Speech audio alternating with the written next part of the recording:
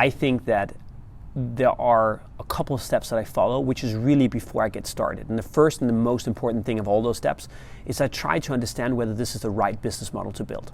So it's binary for me if I'm excited about it. I think you have to be excited about the business that you build. But what I find a lot of people do is that they get excited about a business model and then they go and they just build it, right? Rather than sitting down and saying, look, how is the competition? How's the market developing? What is the competition going to be like tomorrow? Am I the right person to win this market? Can I beat my competitors? Do I think there's value to be created in the market? Et cetera, et cetera, et cetera. What kind of capital is required to win this? And so I think doing the right, proper upfront analysis is really important. This is not about writing a 50-page report. It's about sitting down and really understanding what are your competitors for this particular product doing? Is there really a demand in the market? Can you sell this product to the customers? Are they willing to pay for this particular product? Do you have the right competencies to win this market? Like, for example, I'm not the right person to build Facebook. I'm not enough of an engineer and an understanding of engineer to go and build Facebook. On the other hand, I may be the right person to build something that's more sales focused, that's more marketing focused, that's more business development focused. So are you the right person to build this particular industry and product that you are going to build? And then just figure out, are you going to be excited about doing this for the next 10 years? I think a lot of people say, look, I'm going to go and build this and I'm going to do the next thing and it's only going to take 2 years. I think there's a good old saying that says it takes 10 years to build an overnight success. And I find that to be true every time. And look, I think there are so many ways to do it, and I think there's so many things, and it really depends on the specificities. But I think the number one way is to realize that you're not an e-commerce company. That's the most important thing. And let me give you an example of what I mean.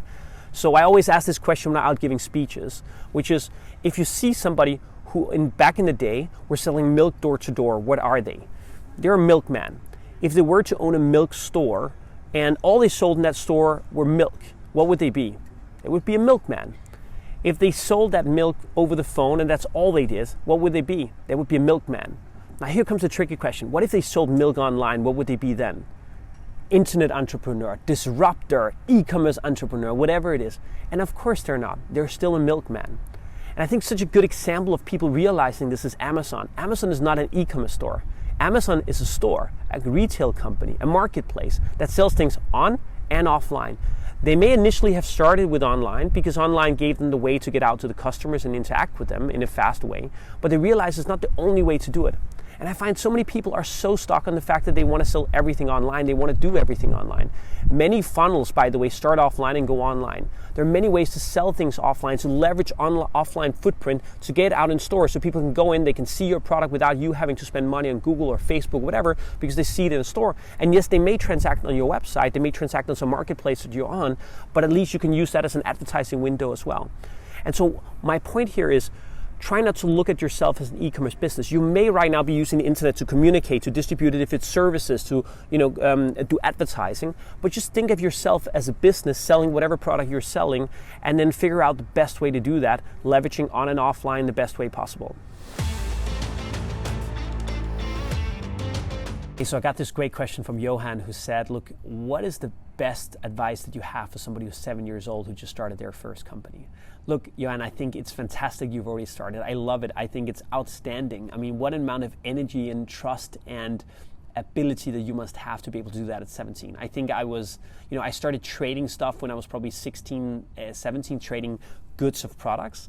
But by the time I was 18, that's probably when I built my first company. So you're way ahead of me and you're way ahead of the curve.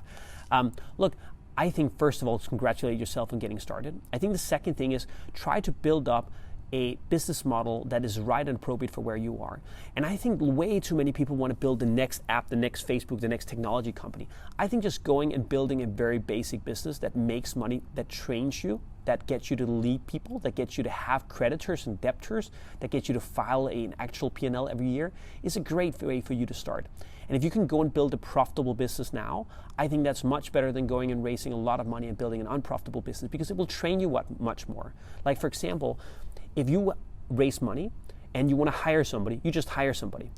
If you don't raise money and you want to hire somebody, you have to figure out, and you're break even as a business, you have to figure out, how do you sell more? How do you get paid quicker by your creditors? How do you reduce your cost? How do you do whatever you need to get that amount of money in so you can pay this new person the salary that he needs to be paid? In other words, constraints sometimes and very often leads to creativity that I think are essential.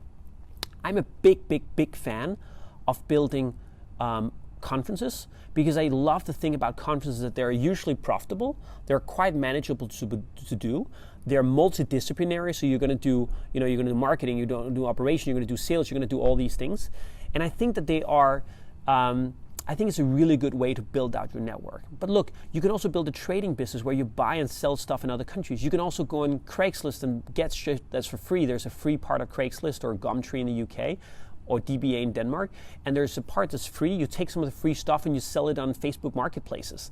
There are so many things. Like I said, when I was 16 years old, I used to go to companies that were going bankrupt, and I would buy big quantities of products that could be used there.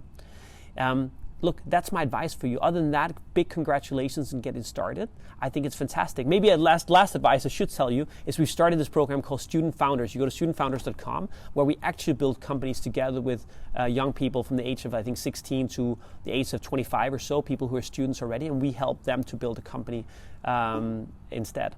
That's a good way. And then, by the way, maybe my last advice is try to get mentors around you who can help you to be a success in what you do. But thank you so much for the question. Do let me know if I can help you in any other way.